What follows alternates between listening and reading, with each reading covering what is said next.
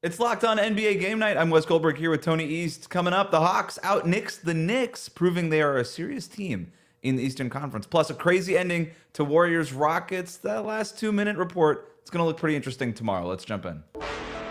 When that final buzzer rings, you know it's time for Locked On NBA Game Night. All the post-game reactions to every game across the league, every single night, with insights only the hosts at Locked On can provide. It's the true NBA fans' one stop for all the action. Every game, every night. It's Locked On NBA Game Night. Tipping off now. Welcome to Locked On NBA Game Night, everybody. Every game, every night in 30 minutes. Wes Goldberg here with Tony East, however you might be tuning in on YouTube or your favorite podcast app. Thanks for making Locked On NBA your first listen every day. Today's episode is sponsored by Game Time. Download the Game Time app, create an account, use the code LOCKEDONNBA for $20 off your first purchase. Got an awesome show for you today. The Hawks might be the favorites to come out of the East in the NBA Cup, and we look ahead to what should be a fun semifinal round in Las Vegas. But let's start in Houston, where the Rockets beat the Warriors 91-90 to move on to the NBA Cup semifinals in Las Vegas. This was a fun game that ended with a controversial call. A ton to dig into with this one, but starting with the very end, Houston down one, forced a miss, and then Jalen Green dives for the loose ball, and then the refs call a foul on it, which sent Jalen Green to the line for the game-winning free throws. They end up winning again. They're down one. They win by two. And then they make both free throws, win by one. Tony, did you think that should have been the call at the end there? It was tough. Here's the problem. It felt like nobody had the ball to me, but it's not like that Jalen Green wasn't clearly infracted by Kuminga and Draymond Green being all over him. And he did end up with the ball at the end. But he was even screaming timeout to the ref when they cut the angle to his face. So in my head, the ranking of the order of here's what should have happened. Okay. Number one is Steph should have waited a lot longer to shoot. Whatever. We can get to that in a second. But really it's timeout, Rockets ball, jump ball, then foul on the Warriors, but they went straight to three, which surprised me. And it even kind of felt like the way the refs kind of met up that the other refs were kind of surprised about. I think it was Blake Kennedy who called it, that was what was being called. But I get why it's a foul, right? I'm not going to sit here and be like, they got totally hosed or screwed. I just think of the three things that were reasonable to take out of that moment. That was the third most logical one to me. Yeah, I don't even know if it should have been a foul. I didn't see where the foul. Kuminga was kind of down on the ground, also fighting for the ball. They called a foul on Kuminga. If anybody should have got called, it was Kevon Looney, who kind of jumped on Jalen Green. But again, they didn't call it on Looney. They called it on Kuminga. So I don't know. I thought it should have been a jump ball. Oh my gosh, Wes! We have upset Steve Kerr saying an elementary school ref would not have made that last foul call. Quote, I've never seen a loose ball foul 80 feet from the basket. That is unconscionable. I don't even know what just happened. Call loose ball foul with guys diving on the floor. I am stunned. Thank you, Omiyama Shook from ESPN for that. Did he say unconscionable or did you say unconscionable? Did I read it wrong? I might have read the word. Unconscionable? I think it's unconscionable. But no, there's another S in there. So maybe he said unconscionable. So maybe he said it wrong. Okay. Maybe it was typed out wrong. Who knows? No, you were right. I can't read. Unconscionable. Continue. It's a great. That's it. I agree with Steve. I agree with Steve Kerr there. That was a really bad call. You don't see that on a jump ball or on a ball on the floor type situation. And then you see Dylan Brooks actually calling for a timeout there. So if anything, it should have just been a side out of bounds. So look, everybody, every Warriors fan is going to point to that. And look, I think they have a fair gripe. It's kind of a lousy way to end what was a really might have been the most fun 91-90 game that I've seen in a really long time. This was mostly two teams figuring each other out, right? I thought the Rockets came out really strong with a really good game plan to get Şengün setting the tone in the paint, and then the Warriors basically played Şengün off the court by just attacking them every single time down on the defensive end. The Rockets countered by putting Jamari Smith Jr. at center, and they got really good minutes out of that. They got really good minutes with Amen Thompson and Tari Eason out there when they did go smaller. The Warriors figured out some things in the fourth quarter. Brandon Podziemski finally kind of got it going, made a big shot down in the stretch. That Warriors defense kept the Rockets offense from scoring for over 3 minutes. And then the Rockets defense forced the Warriors offense, made them go scoreless for over 3 minutes. So just sort of this wild, crazy game that ends in a wild, crazy way. Here's Jackson Gatlin from Locked On Rockets with more. It wasn't pretty, but the Houston Rockets got it done against the Golden State Warriors, 91-90, and advanced to the semifinals of the NBA Cup. What's up? This is Jackson Gatlin, host of Locked On Rockets. This was an ugly game. The Houston Rockets offense was almost their death knell once again, but their calling card this year has been their defense, and that's how they were able to win this game. They held the Golden State Warriors to just 1 point over the final 3.5 minutes of this game, forcing multiple shot clock violations, forcing turnovers, forcing missed shots. That's how they were able to win this game, and that's why they're advancing to the next round of the NBA Cup. So, I mean, just from the X's and O's perspective, kind of the way this game kind of played out, what stood out to you? Yeah, I think Jackson just nailed that. First of all, I mean, the Warriors will gripe about that last play, but like they didn't score for like 3 minutes and 3 seconds, and they only hit the rim once that whole time. And they had the blocked final three, 2 shot clock turnovers, 1 good read from Draymond Green, but he threw the ball like 10,000 miles per hour to Kuminga for some reason. And like all that, and then got upset with Kuminga. Yeah. And like I get why the Warriors will say they beat themselves. Like part of the reason they're playing like that in the last few minutes because the Rockets defense was amazing for a lot of this game. The best stretches for Golden State were what you mentioned earlier when they were kind of trying to get Steph going against Alpi Sengun, but the fourth quarter was a fun chess match where like Steph came out, so Sengun came in, and then they were just trying to get the minutes right, both coaches. But the Rockets defense was amazing, right? They've had this, what do they call it, the terror twins off the bench all year with Easton and Amen Thompson, but it's the whole team, right? Like Jabari Smith defended well all night. Fred VanVleet is pesky, even though he has his size advantages. Obviously, Dylan Brooks is very good on that end of the floor. Aaron Holiday is like 6 feet tall, but plays like a wing somehow. Like they just all are really connected defensively. Even the last play of the game, they blocked that 3 from Pods that would have won it. Like there were like 4 screens on that and a lot of back screens. And the Rockets just switch. Perfect. Nothing ever opened up and they blocked the shot. Like they're just denied Steph from getting the ball. They are locked in on that end. They look really great defensively. There's a reason their record's so good. Their defense is elite, and we're going to talk about it later, but like them going up against OKC is going to be like, if this was 91-90, that one might be 71-70. Like, I don't know how any of those teams score. It's going to be crazy, but yeah, I thought Ime Udoka did such a good job coaching down the stretch. I thought he flatly out-coached Steve Kerr in these final moments where, you know, these are two teams that you could argue might have a depth problem, like a too many guys problem, where it's just like a decision fatigue factor in terms of like, okay, which guys am I going to play? Houston over this last couple weeks have really started to tailor down their rotation. Like that game against OKC a week ago, they basically went with 7 guys, you know, total in the rotation. So when they really want to go out and kind of win a statement game, like Ime will just say, you know what, these are the guys who I really trust. And we're learning a lot about this team kind of at this stage of the season. And I say all that because, you know, he also doesn't care about taking guys off the court. Like nobody is too good, and you know they're going scoreless. The Warriors are kind of pulling away, and they're just targeting Schengen over and over and over again. And Ime just takes him off the court and puts Jabari Smith Jr. at center. And Green. And just takes him off the court and says, you know what, I'm going with my defensive guys. And next thing you know, the Warriors are having a hard time scoring. And then in the final, like there was like 1:15 left. Like the Rockets really need a bucket. He puts Schengen back in the game. It's like it's sort of like an offense-defense thing, but for larger spurts. And I just thought he had such a good. He had his finger on the pulse of this game. He knew exactly how it was playing out. Where it just felt like Steve Kerr was sort of fumbling with his rotation all night. He played like 1,000 guys. He played this guy named Pat Spencer, who why did that happen? I watched so much. I watched the NBA every single night, and I watched quite a bit of Warriors. I had no idea who this guy was. I had never seen this guy before. He wears number 61. Legend. That's not a joke. I know. I texted a Warriors friend of mine. I'm like, who the hell is this guy? And he goes, he's played lacrosse and decided to play hoops. And I was like, what? That's just a thing you can do? So, I don't know.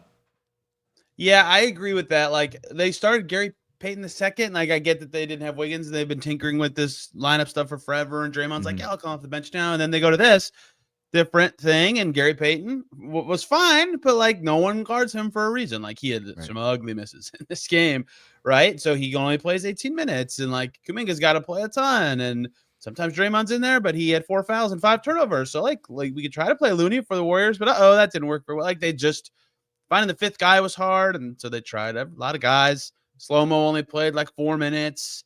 Pat Spencer barely played, and the whole time I was like, what is that? And the Rockets, in contrast to the Warriors' 11-man rotation, played eight. Mm-hmm. They treated the cup like the cup, baby. They were rewarded for taking that seriously. But all due respect to them, they played awesome.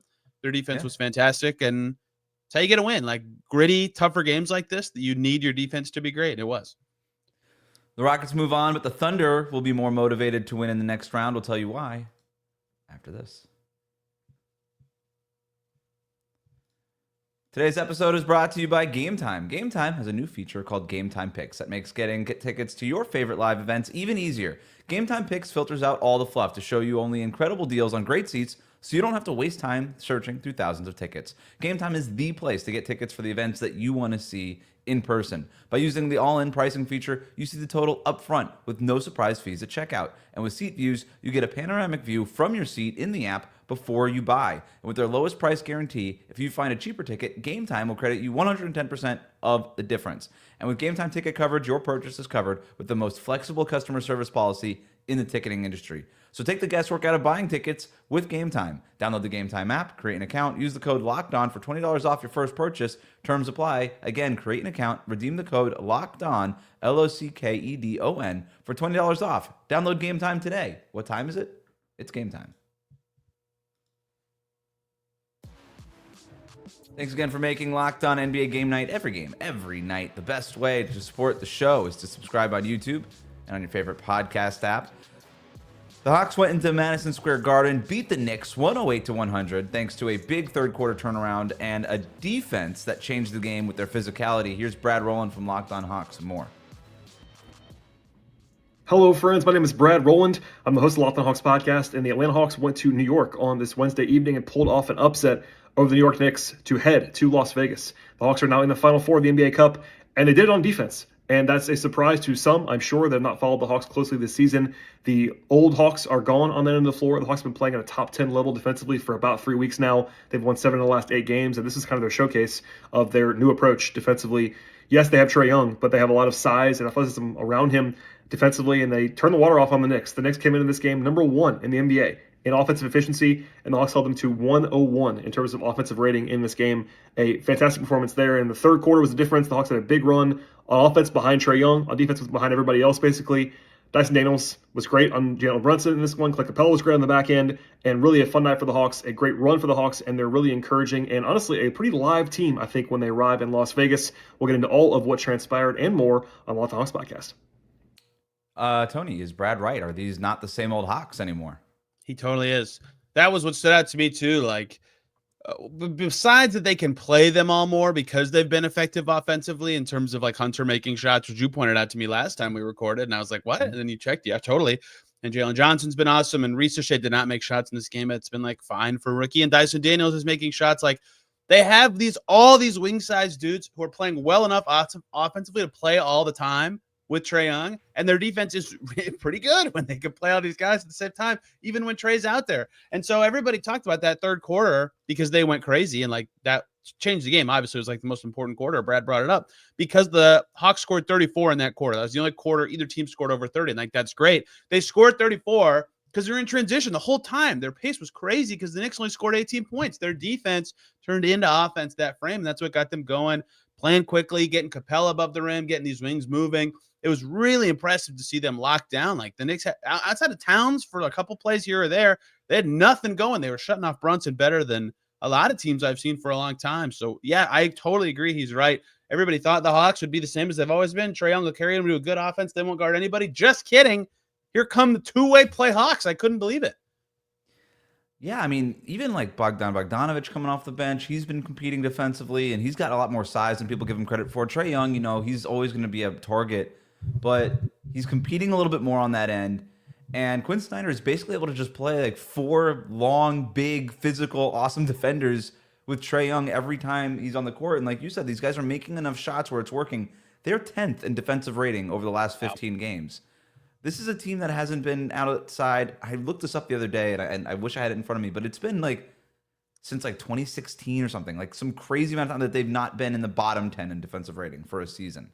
It's been a very long time since the Hawks have even been average defensively, and they're certainly more than average now. Like this is a team, And that's what's kind of cool about the NBA Cup. Like, they're not this good all the time, right? But the Knicks were the number 1 rated offense in the league. The Hawks just shut the water off on them, and it felt like a playoff game for Atlanta. And I do wonder, like, okay, they're pretty good during the regular season defensively, but in like a postseason setting, is there a ceiling for this team that's even higher defensively than where they are, where they're all just super locked in and doing it on that end, you know? Well, I agree with that, but also like in the playoffs, every team's gonna be like, all right, Trae, come here, buddy. Totally. Well, the weird thing is with Trae Young now, obviously he's still super battled. talented, very important to the team.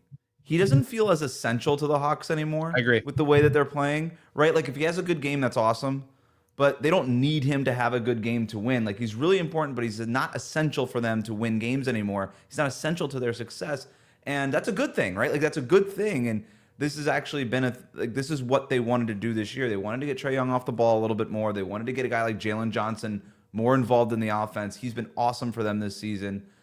This is a better version of the Hawks. They literally beat the Celtics without him, right? Like they've shown that they can do that. They got fined for that, which is hilarious to me. They won the game. Like Right. the thing that made the Hawks confusing to me for a while is they had the most all over the place like resume, right? For lack of a better term to describe them. Like they lost to the Wizards twice early in the season. They lost to the Nets. They've lost to the Bulls this year. They lost to, I can't remember. Oh, Blazers. They lost to Portland. Mm-hmm. Like all these games, you're like, what? And then they turn around and they've beaten Cleveland in Cleveland. They beat Boston in Boston. They have this now win in MSG, right? Like they smoked the Bucks in Milwaukee. Like their high end is amazing because they can play two ways, but their low end is still super low for some reason. So it's kind of hard to get a feel for what they are. But most of the time, they've looked more like this team, especially of late. Like he said, they've won 7 of 8. So I think the feel for them is coming. Like they maybe when they were figuring it out early, they couldn't beat the Wizards twice in a row. And now all of a sudden it's like, yeah, they figured out who they are, who the rotation is. They're much healthier. It all is clicking. It makes sense. I think that's exactly it, right? Like a lot of these pieces, we've known them for a really long time, but we haven't known them together playing this way. And so some of this was new. And so, yeah, you can kind of stumble over your own 2 feet sometimes during the regular season. But when they're locked in, man, like today, so I have it like written down, the Hawks out-Knicksed the Knicks. Like you don't really see a team just be more physical than the Knicks very often. I know this is not the same Knicks team as last year, but it's still Josh Hart. It's still Tom Thibodeau. It's still Jalen Brunson.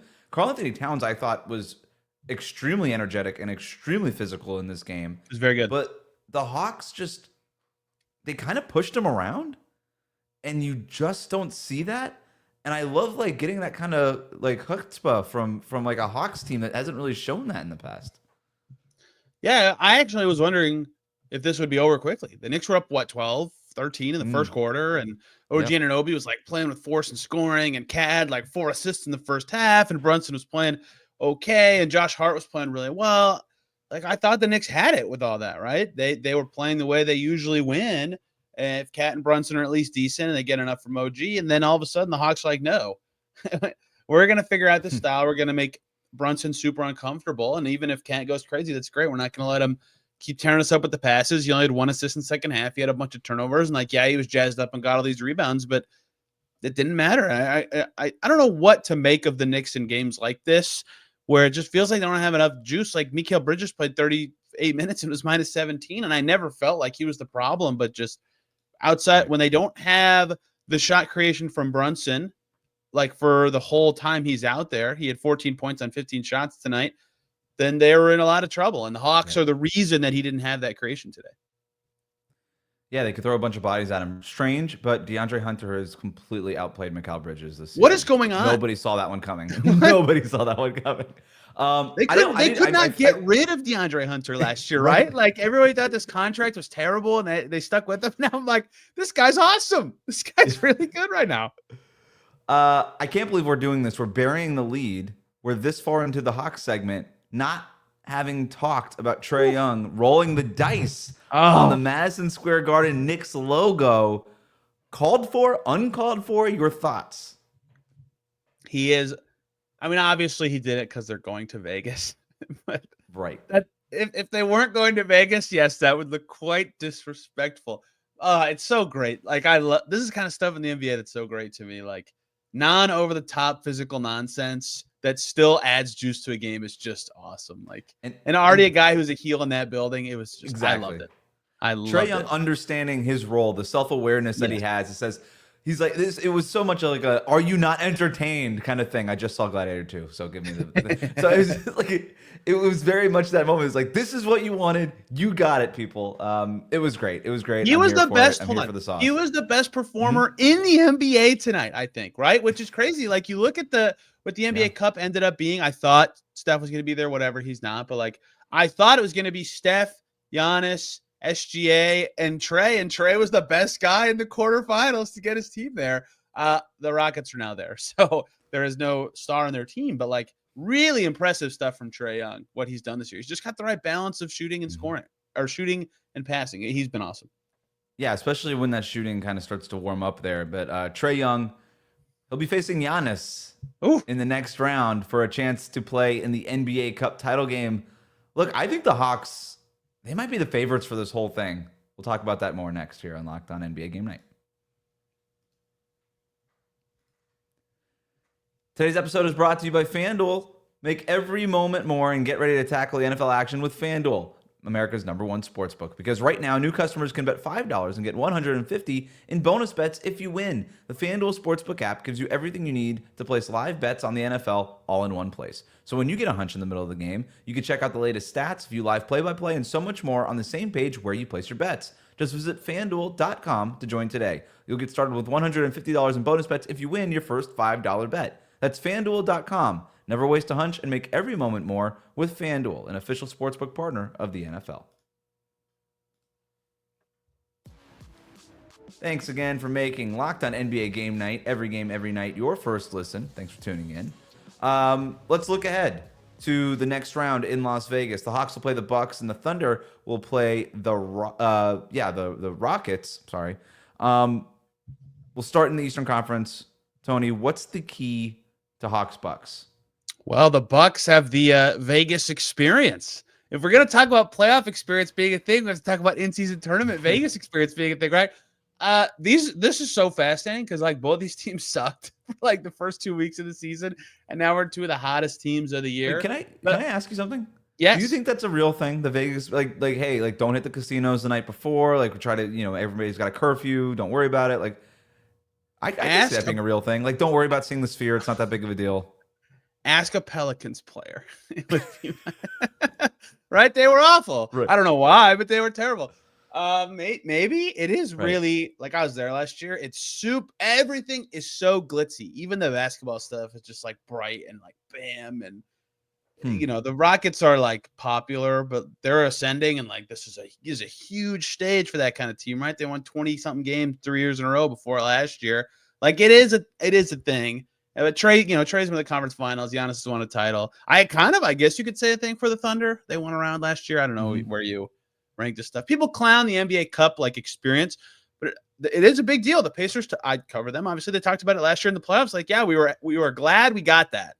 Like, it actually helped them. Hawks Bucks will be fun.